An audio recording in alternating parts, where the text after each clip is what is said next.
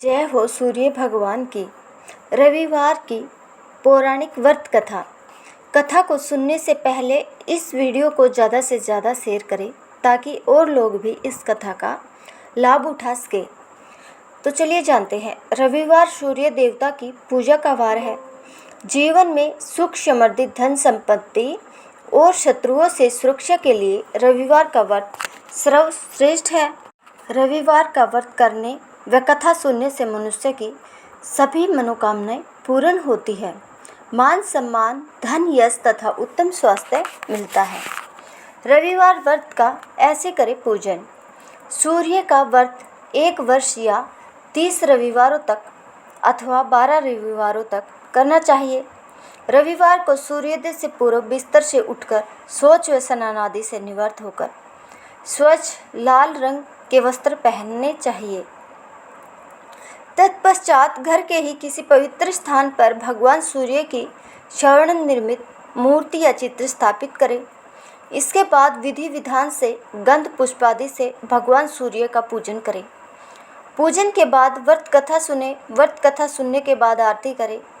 तत्पश्चात सूर्य भगवान का स्मरण करते हुए ओम ह्रीं ह्रीं ह्रौं से सूर्याय नमः इस मंत्र का 12 या 5 अथवा 3 माला जप करें। जप के बाद शुद्ध जल रक्त चंदन अक्षत लाल पुष्प और दुर्वा से सूर्य को अर्घ दे। सात्विक भोजन व फलाहार करें। भोजन में गेहूं की रोटी दलिया दूध दही घी और चीनी खाए। रविवार के दिन नमक नहीं खाना चाहिए। प्राचीन काल में एक बुढ़िया रहती थी। वह नियमित रूप से रविवार का व्रत किया करती थी।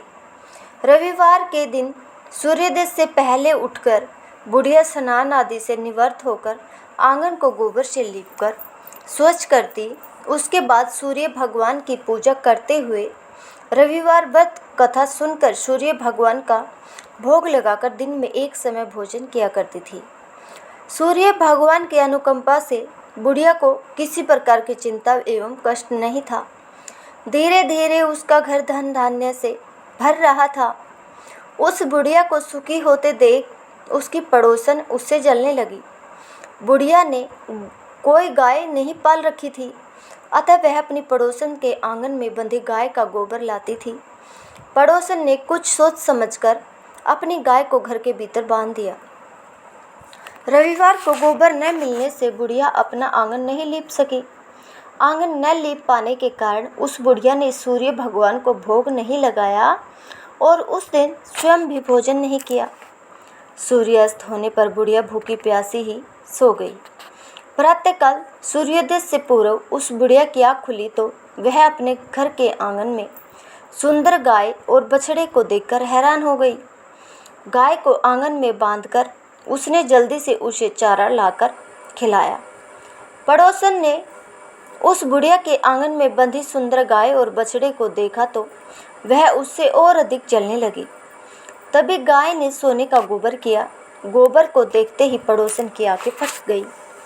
पड़ोसन ने उस बुढ़िया को आसपास न पाकर तुरंत उस गोबर को उठाया और अपने घर ले गई तथा अपनी गाय का गोबर वहां रखाई।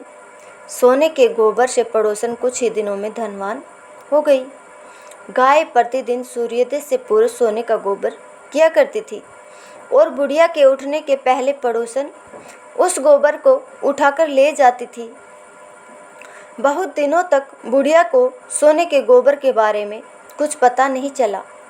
बुढ़िया पहले की तरह हर रविवार को भगवान सूर्यदेव का व्रत करती रही और कथा सुनती रही। लेकिन सूर्य भगवान को जब पड़ोसन की चालाकी का पता चला तो उन्होंने तेज आंधी चलाई। आंधी का प्रकोप देखकर बुढ़िया ने गाय को घर के भीतर बांध दिया। सुबह उठकर बुढ़िया ने सोने का गोबर देखा। उसे बहुत आश्चर्य हुआ। उस दिन के बाद बुढ़िया गाय को घर के भीतर बांधने लगी। सोने के गोबर से बुढ़िया कुछ ही दिन में बहुत धनी हो गई। उस बुढ़िया के धनी होने से पड़ोसन बुरी तरह जल भुनकर राख हो गई और उसने अपने पति को समझा बुझाकर उसे नगर के राजा के पास भेज दिया। सुंदर गाय को देखकर राजा बहुत खुश हुआ। सुबह जब राजा ने सोने का गोबर देखा तो उसके आश्चर्य का ठिकाना न रहा। उधर सूर्य भगवान को भूखी प्यासी बुढ़िया को इस तरह प्रार्थना करते देख उस पर बहुत करुणा आई। उसी रात सूर्य भगवान ने राजा को सपन में कहा, राजन, बुढ़िया की गाय व बछड़ा तुरंत लौटा दो, नहीं तो तुम पर विपत्तियों का पहाड़ टूट पड़ेगा, तुम्हारा महल नष्ट हो जाएगा। सूर्य भगवान के सपन से बुरी तरह भयभीत राजा ने प्रातः उठते ही गाय और बछड़ा बुढ़िया को लौटा दिया। राजा ने बहुत सा धन देकर बुढ़िया से अपनी गलती के लिए क्षमा मांगी। राजा ने पड़ोसन और उसके पति को उनकी इस दुष्टता के लिए दंड दिया। फिर राजा ने पूरे राज्य में घोषणा कराई कि सभी स्त्री पुरुष रविवार का व्रत किया करें।